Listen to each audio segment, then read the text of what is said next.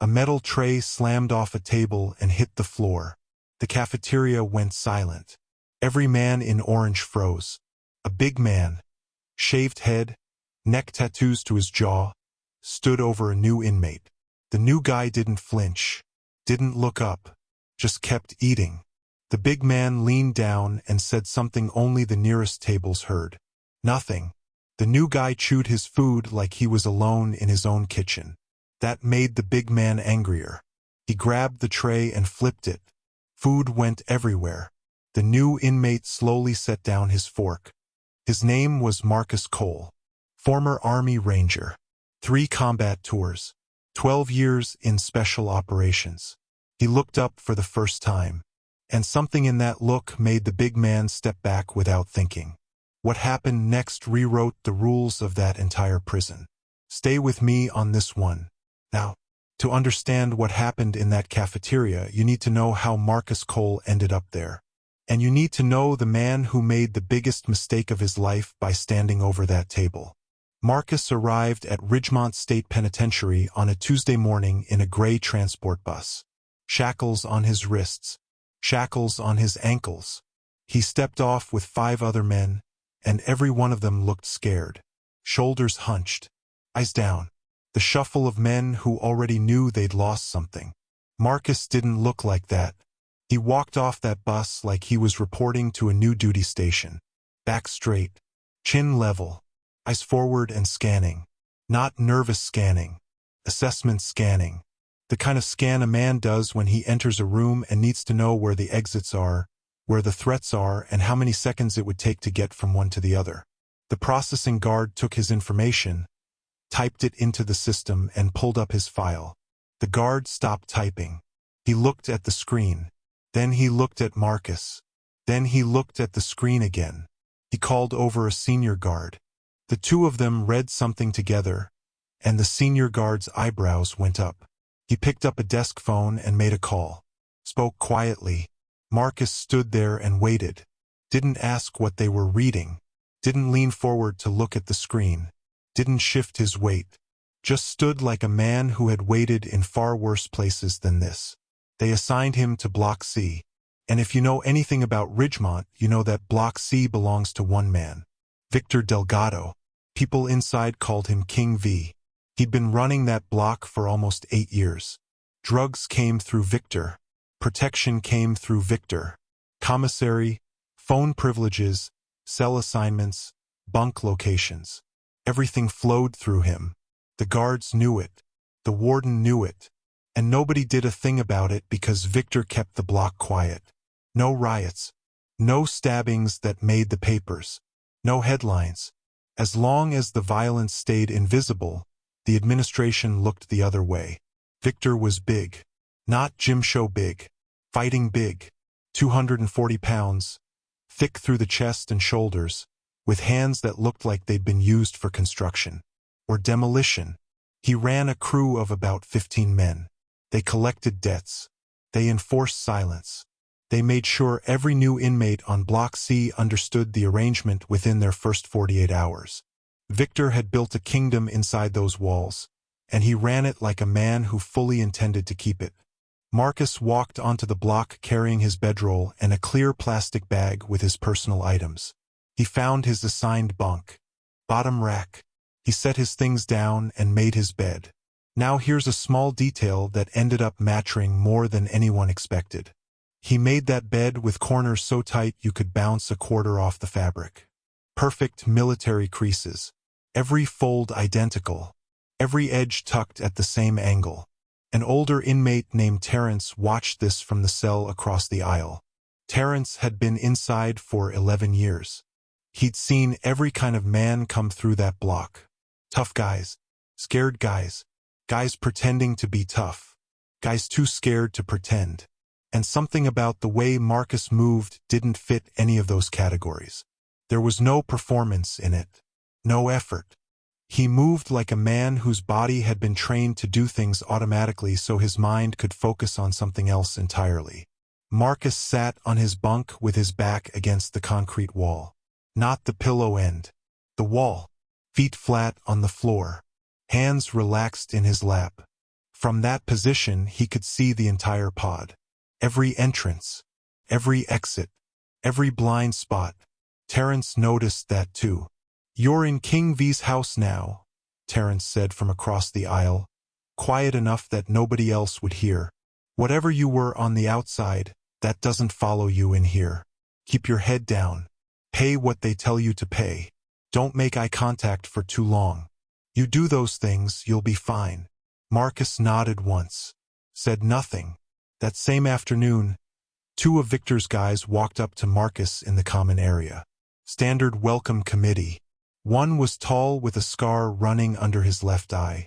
The other was shorter, stocky, built like a fire hydrant with arms. They stood directly in front of Marcus and blocked his view of the room. First contact. Dominance posture. The tall one said Victor wanted to meet him.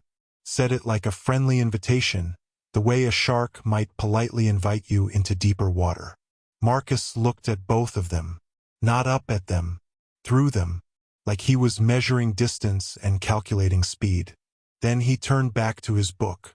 Didn't say a word. Didn't acknowledge the invitation. Just turned a page. They stood there for about 10 seconds.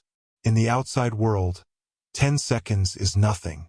In a prison common room with 30 men watching, 10 seconds of being ignored is a statement louder than a scream. The tall one leaned in closer. "Did you hear what I said?" Marcus turned another page. They left. Victor heard about it within the hour. Nobody, and I mean nobody, ignored his people. That's not how Block C worked. When Victor ignored you, that was his power. When you ignored Victor, that was a death wish. So Victor decided to handle the new guy himself.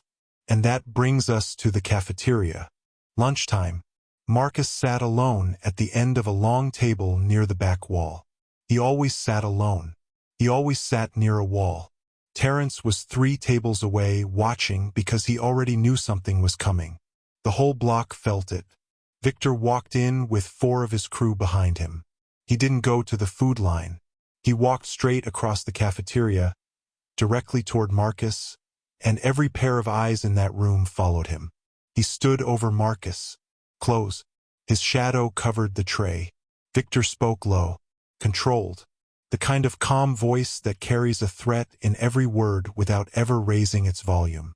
He told Marcus that everyone in Block C paid respect. He told him that ignoring his men was the same as spitting in his face. He told him he had one chance to make things right. One. Right now. Marcus kept eating. Chewed slowly. Swallowed. Took another bite. Like Victor was a fly buzzing near his food. That's when Victor slapped the tray. Sent it spinning across the table and onto the floor. Food hit the concrete. The cafeteria went dead silent. 200 men froze. Forks stopped moving. Conversations died mid-word. Even the guards stopped what they were doing. Victor leaned down until his face was close. "Look at me." Marcus set down his fork. Slowly. Placed it parallel to the edge of the table. Then he looked up. And this is the moment everything changed. Because Marcus didn't look up like a man who was afraid. He didn't look up like a man who was angry. He looked up like a man who was deciding something. Running calculations behind his eyes. And whatever Victor saw there, it was enough to make him hesitate. Just for half a second. But in prison, half a second of hesitation is the same as stepping backward. Victor swung first. A hard right hand aimed at the side of Marcus's head. It never arrived. Marcus moved his head maybe 2 inches to the left. The fist went past his ear. Then Marcus stood up. One fluid motion. Like a spring releasing. He caught Victor's extended arm at the wrist, rotated it, and drove Victor's face straight down into the metal table. The whole table shook from the impact. Then Marcus pinned Victor's arm behind his back at an angle that was 1 inch away from dislocating the shoulder. Victor couldn't move, couldn't push off. His face was pressed against metal and his arm was locked. His 4 guys stepped forward, and Marcus looked at them. That same flat look. No anger, no panic, no challenge. Just a clear message. They stopped. All 4 of them. Now here's what every single man in that cafeteria noticed. Marcus wasn't breathing hard. His hands weren't shaking. He wasn't sweating. He had a 240-pound gang leader pinned to a table like a child, and his pulse hadn't moved. That kind of calm isn't learned in street fights. It's not learned in gyms.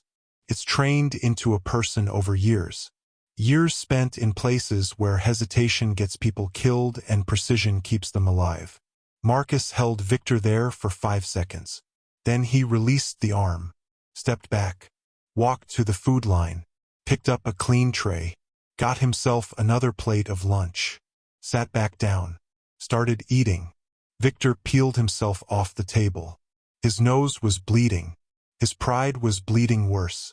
His crew was frozen in place. And 200 inmates had just watched the most feared man on the block get handled like he was nothing. The guards didn't step in. The incident report later said there was no altercation. That's how Ridgemont works. That evening, Block C was quieter than it had been in a long time. Marcus was on his bunk reading a paperback. Terrence leaned against the cell doorframe across the aisle, arms crossed. "I think maybe he got the message," Terrence said. "Maybe he'll leave you alone now. Maybe that's the end of it." Marcus turned a page. The block settled into its nighttime rhythm. Lights dimmed. Men went to their racks. For a few peaceful hours, it honestly felt like it was over. Like the new guy had made his point, and the natural order would quietly adjust. Terrence went to sleep thinking the worst had passed. He was wrong. Very wrong. Marcus woke up the next morning, and his cell had been torn apart. Mattress flipped. Books shredded. Pages scattered across the floor. His personal photos ripped in half. Legal papers crumpled. And placed on his bare pillow, set carefully so he couldn't possibly miss it, was a shiv. Handmade. Ground down from a piece of metal bed frame. 6 inches of sharpened steel. A message that doesn't need translation in any prison on earth. This is where it turned. Believe me, because what happened in that cafeteria was embarrassment. And in prison, embarrassment is worse than a beating. It's a death sentence. Not for the man who caused it, for the man who suffered it. Victor Delgado had spent 8 years building his kingdom on a single foundation. Fear. And Marcus Cole had cracked that foundation in front of 200 witnesses. Every man on the block saw it happen. And every man on the block was now recalculating. If Victor couldn't punish Marcus, decisively, violently, permanently, then Victor was finished. Not just as a leader, as a survivor, because the moment a prison boss shows weakness, every man he's been stepping on starts doing math, starts thinking about payback, about opportunity, about what happens when the monster in charge turns out to be just a man. So this was no longer about dominance or respect. This was about Victor's survival as a human being inside these walls. And a man fighting for survival doesn't follow rules. He doesn't measure his response. He goes all the way. Within 24 hours, Marcus felt the changes. A guard named Briggs, heavy man, bad complexion, always available for the right price, began making Marcus's daily life a specific kind of miserable. Commissary orders vanished from the system. Mail stopped arriving. His cell got tossed for inspections twice a day. Then Marcus got pulled and sent to solitary confinement for 72 hours. The charge was a rule violation that never happened. Fabricated paperwork. Forged signatures. When he came out, blinking in the corridor light, Terrence was waiting for him in the common area with a look on his face that said everything. "Victor put the word out while you were gone," Terrence whispered. "He told his people Marcus Cole doesn't see the weekend." That's the exact words he used. He's not warning you anymore. He's planning. If you're still with me on this, do me a favor and hit that subscribe button. Because this next part is where I stopped being able to believe this story myself. Marcus heard Terrence out. He nodded. And then he went straight back to his routine. Ate alone. Read alone. Exercised in the yard with the same mechanical efficiency he'd shown from day one. Pull-ups. Dips, burpees, Bodyweight squats. No wasted motion. No showmanship. Just a body moving through programmed patterns with absolute precision. The other inmates watched from across the yard and couldn't make sense of a man who'd been told he was going to die and responded by doing pull-ups. 2 days later, the first real attempt came. Shower area. Tile walls. Steam. No cameras. 2 of Victor's best followed Marcus in. One carried a padlock stuffed inside a sock, a prison flail that could crack a skull. The other had a sharpened toothbrush handle, melted and hardened into a point that could puncture skin and muscle. Marcus heard them before he saw them. The squeak of rubber soles on wet tile. A change in the echo pattern of the room. He turned just as the first one swung the sock. Marcus caught the man's forearm mid-arc, redirected the momentum sideways, and drove his face into the tile wall. The man crumpled like someone had pulled his strings. The second attacker lunged with the sharpened handle. Marcus deflected it with his forearm, but the tip caught his side on the way past. Drew a line of red about 4 inches long across his ribs. First blood. Marcus grabbed the man's wrist, bent it against the natural direction of the joint, and the weapon clattered to the wet floor. One precise strike to the throat. Not hard enough to cause permanent damage, exactly hard enough to end the fight, and the second man folded onto the tile. Both men were down. Marcus was bleeding. He pressed a towel against his side and walked back to his cell. And then he did something that made Terrence, watching from the doorway, understand for the first time that Marcus Cole was not a normal man. He stitched the wound himself. Thread pulled from the hem of his bedsheet. A needle fashioned from a straightened staple. Clean, even sutures. Steady hands. No mirror. Like he'd done it 100 times in 100 worse places than this. "Who does that?" Terrence said from the doorway. His voice was barely a whisper. Marcus tied off the last stitch. "Someone who's had practice." The next day, Terrence brought information. Guards talk. Especially guards like Briggs who enjoy feeling important. Terrence had overheard Briggs bragging to another officer about Marcus's intake file. Half the pages were blacked out. Thick redaction bars that covered everything except scattered dates and a classification code. Briggs said the warden got a phone call from Washington the morning Marcus arrived. Someone from the Department of Defense. Someone who didn't leave a name. "His file goes to places above our clearance," Briggs said. "They told us to handle him carefully." Marcus listened to all of this and then looked at Terrence with those flat, patient eyes. "Doesn't matter what I was," he said. "What matters is what I am now. A man doing his time." But Victor didn't care about that distinction. Victor cared about one thing. His kingdom was crumbling by the hour. His crew was shaken. 2 of his men were in the medical unit. The block was whispering. And Victor had one play left. One massive, final move that would either restore his power completely or destroy him. It happened on a Thursday. Yard time. Victor had spent 3 days organizing it. 6 men. His hardest. Not the street-level dealers and petty enforcers who usually formed his orbit. These were serious men. Men who carried assault convictions stacked on top of assault convictions. Men who had put other inmates in the hospital ward and served their additional time without a flinch. Victor chose the location himself. Southwest corner of the exercise yard.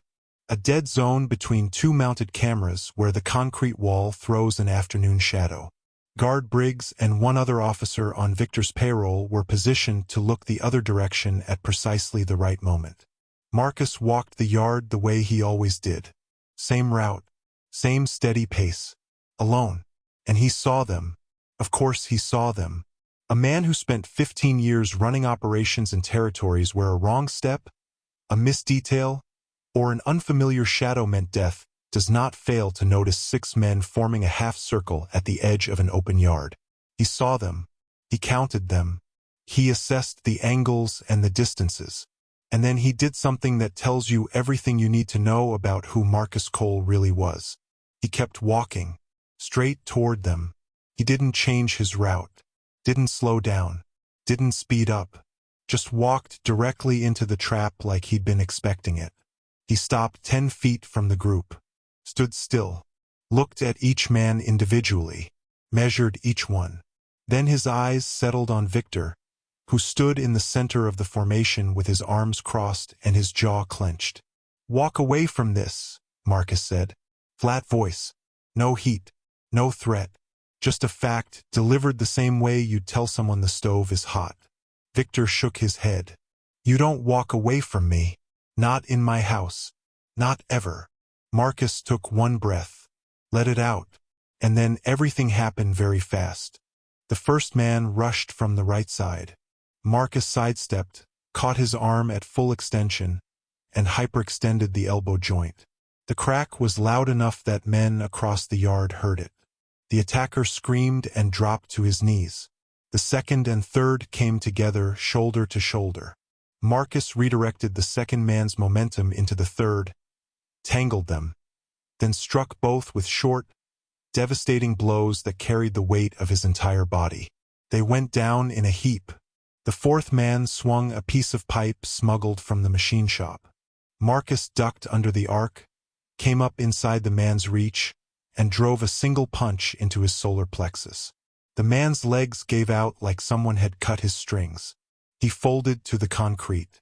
The fifth man watched 4 of his partners go down in roughly 12 seconds and made the smartest decision of his life. He turned and ran, sprinted toward the main building, didn't look back. That left Victor alone. His 5 soldiers were on the ground. 1 was screaming. 2 weren't moving. 1 was gasping for air. 1 was gone. Victor pulled out a shiv, longer and thicker than the one he'd left on Marcus's pillow. He held it low, blade forward, edge angled out. The grip of a man who knew how to use a knife and fully intended to. Marcus watched the blade. Not Victor's face. The blade. He was still for 1 second. Then he moved. He closed the gap so fast that Victor's thrust was already behind him by the time it started. Marcus caught Victor's knife wrist with his left hand, struck the inside of the elbow with his right, and the shiv dropped. Marcus caught it out of the air before it reached the concrete. Let me say that one more time. A sharpened piece of metal, falling, and he snatched it clean out of the air without looking down. The way you'd catch a ball someone tossed to you. Casual. Automatic. He held the shiv where Victor could see it. Victor's face had changed completely. The arrogance was gone. The rage was gone. What was left was something more honest than either. Fear. The raw, animal recognition that he was standing in front of something he didn't understand and couldn't survive. Marcus looked at him. Then he spoke. Quiet. Steady. Almost gentle. The first full sentence anyone in that prison had heard from his mouth. "I came here to do my time. Not yours." He dropped the shiv on the concrete. The metallic ring was the only sound in that yard. Then he turned his back on Victor Delgado, turned his back, which in prison is either total insanity or the most absolute display of dominance a man can make, and walked toward the building. The entire fight had lasted under a minute. 6 men down. 1 man walking away from it like he'd just finished taking out the trash. The warden's name was Driscoll. Careful man. Career bureaucrat but not stupid. He called Marcus into his office that afternoon. Sat behind his desk with a folder open in front of him. The folder was thin. Most of what should have been in it was covered in thick black redaction bars. A few dates visible. A classification code that Driscoll had to look up, and that, when he did, made him lean back in his chair and close his eyes for a moment. "I received a phone call about you the day you arrived, Mr. Cole," Driscoll said. "From someone at the Department of Defense who didn't give me their name or title. They told me to put you somewhere quiet, let you serve out your sentence, and make sure nothing provoked you." He looked at the folder again. Clearly, that plan did not survive Victor Delgado. Marcus sat across from him, hands on his knees. Still, 15 years in a unit that doesn't appear to officially exist, Driscoll continued, reading from the few unredacted lines. Deployments listed as grid coordinates instead of country names. commendations that are classified above my clearance level, and a discharge that, well, he closed the folder. I can't read the discharge summary because someone with more authority than I'll ever have decided I shouldn't. He met Marcus's eyes. What did you do before this, Mr. Cole? What I was told, Marcus said. Until I couldn't anymore. Driscoll studied him, then nodded slowly. Victor Delgado is being transferred to another facility effective today. His core crew is being split across 3 different blocks. I'm moving you to Block A single cell. Your yard time will be scheduled when no other inmates are present. He paused. Not as a reward, because the last thing this facility needs is another demonstration of what you can do. Marcus stood. I appreciate that, sir. Mr. Cole. Marcus stopped at the door. Whatever you were, whoever trained you, that life is over now. You understand that? Marcus looked back. That's exactly why I'm here, sir. Over the weeks that followed, Block C changed. Not all at once. Slowly, like pressure bleeding out of a pipe. Victor was gone. Shipped to a medium-security facility downstate where nobody knew his name and nobody cared about the kingdom he'd lost. His crew was scattered across 3 separate blocks with staggered schedules so they couldn't regroup. The debts he'd collected went unpaid and then forgotten. The protection rackets dissolved because the man who enforced them was sitting in a different facility 200 miles away, starting from nothing. Word traveled through the system the way it always does. Other inmates at other prisons heard the story. Quiet man, a new inmate who didn't talk, and a gang leader who found out too late what quiet can sometimes mean.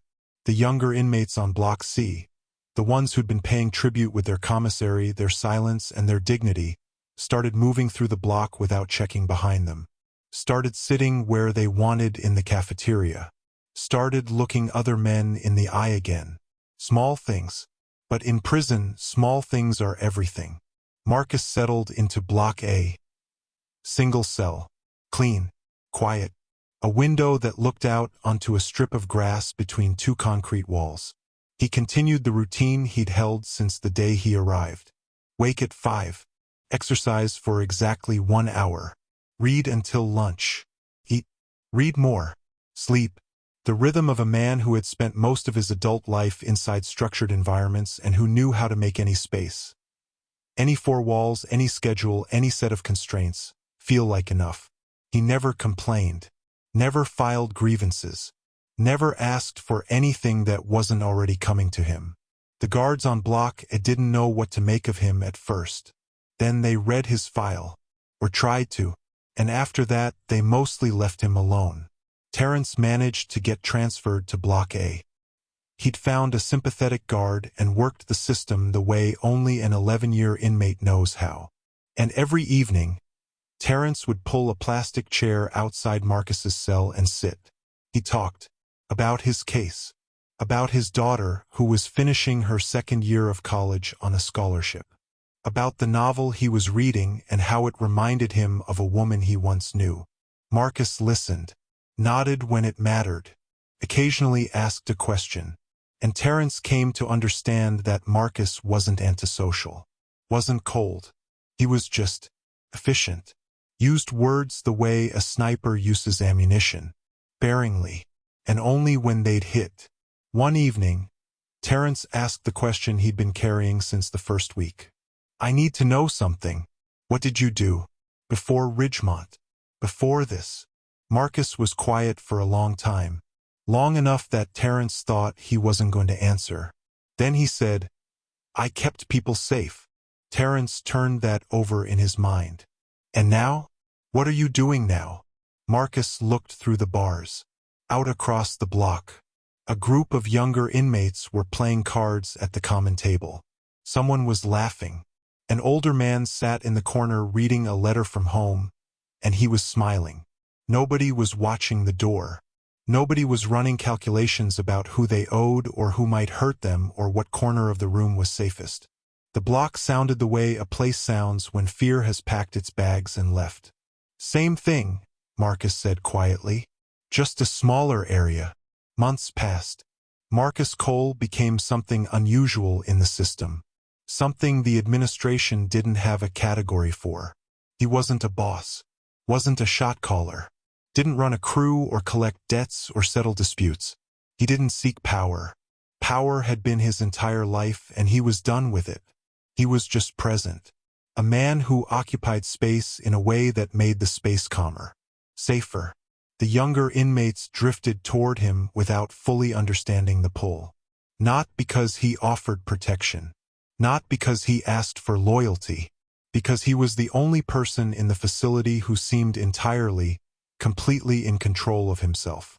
And in a place where most men feel out of control every single day, that kind of stillness draws people the way a fire draws cold hands. One afternoon in the cafeteria, a metal tray hit the floor.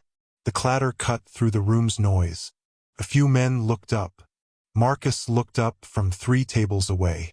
It was a kid, barely 20 years old. Skinny arms. First week inside. He'd caught his foot on the bench and dropped his entire lunch. The tray was face down on the concrete. Mashed potatoes and gravy pooling on the floor. The kid was standing over the mess, frozen, staring down. Because in the prison he'd been imagining, the prison he'd heard about from other inmates, the prison Victor Delgado used to run, dropping a tray could mean something. Could be taken as disrespect. Could catch the wrong man's attention. Could change the next year of your life. But that prison didn't exist anymore. Marcus caught the kid's eye across the room. He didn't smile. Didn't wave. Didn't call out. He just nodded. Once. Slow. Deliberate. The kind of nod that carries a whole sentence inside it. A sentence that says, "You're fine. Pick it up. Nobody here is going to hurt you." The kid picked up his tray, wiped up the mess with a napkin, got back in line, and the cafeteria stayed quiet. Not the dead, frozen silence that had gripped this room the day Victor Delgado stood over Marcus Cole's table. Not the silence of 200 men holding their breath because violence was about to explode. This was something else entirely. Something better. This was just calm. The ordinary, unremarkable piece of a room full of men eating their lunch in a place where the most dangerous person present had decided, every day, deliberately as a choice, that nobody else needed to be afraid. And that, believe me, is the rarest thing you will ever find inside the walls of a prison.